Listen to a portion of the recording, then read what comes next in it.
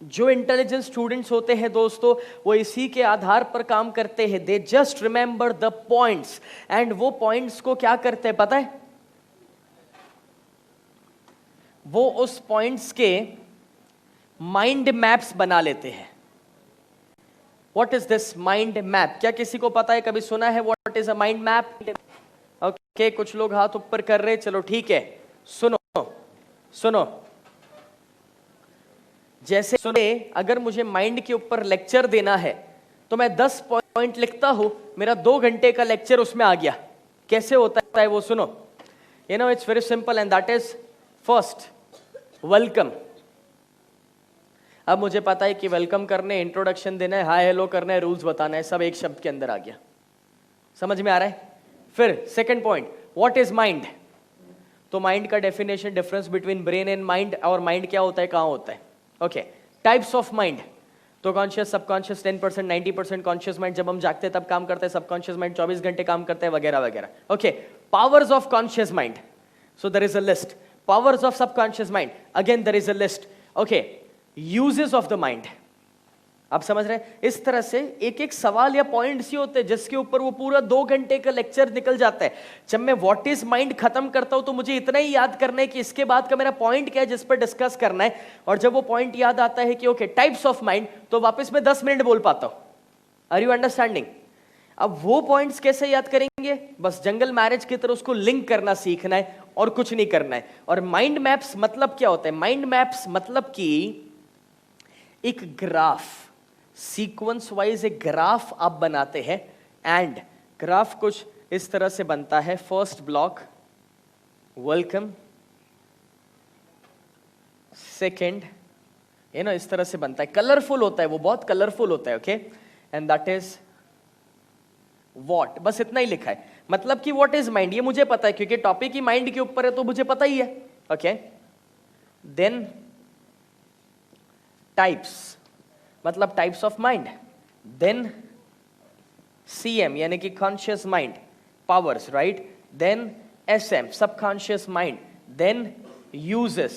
Okay, अब क्या होगा, वो पॉइंट्स जो मुझे याद रखने थे, जो याद रखने में मुश्किल हो रहा है, वो मैंने ऐसे एक चार्ट बनाया, कलरफुल चार्ट।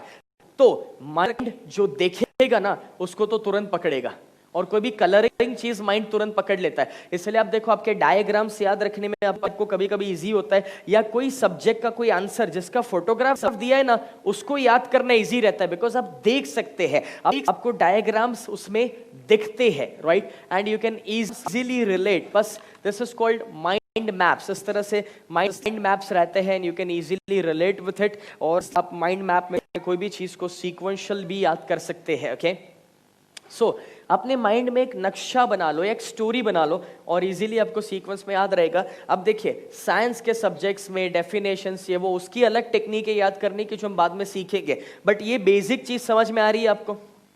ओके, एंड अगर ये बेसिक चीज आपको समझ में आई तो कोई भी हिस्टोरिकल सब्जेक्ट्स बड़ी आसानी से आपके क्लियर हो जाएंगे इसके द्वारा।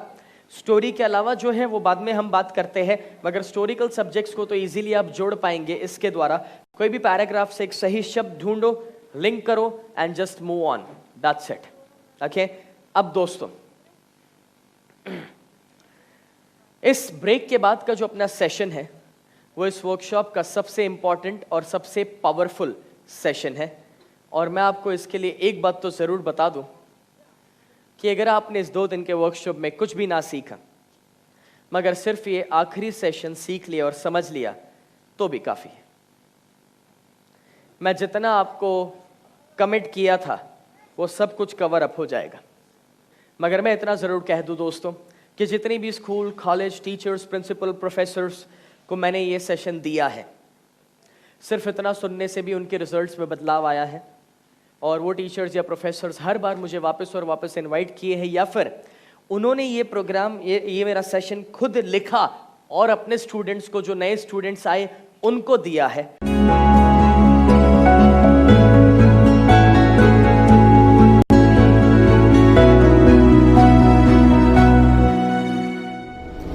3 चीजें मैं आपको बताना चाहता हूं अपने डिप्रेशन को तोड़ने के लिए, तो मोटिवेशन को बढ़ाने के लिए। सबसे पहला, अपनी लाइफ में कोई ना कोई कोच या मेंटर या कोई ऐसा इंसान खोज लीजिए जो आपको इंस्पायर करे। बिकॉज जब कभी भी आप उनसे मिलेंगे, बात करेंगे, तो इंस्पिरेशन की कमी नहीं आने वाली है।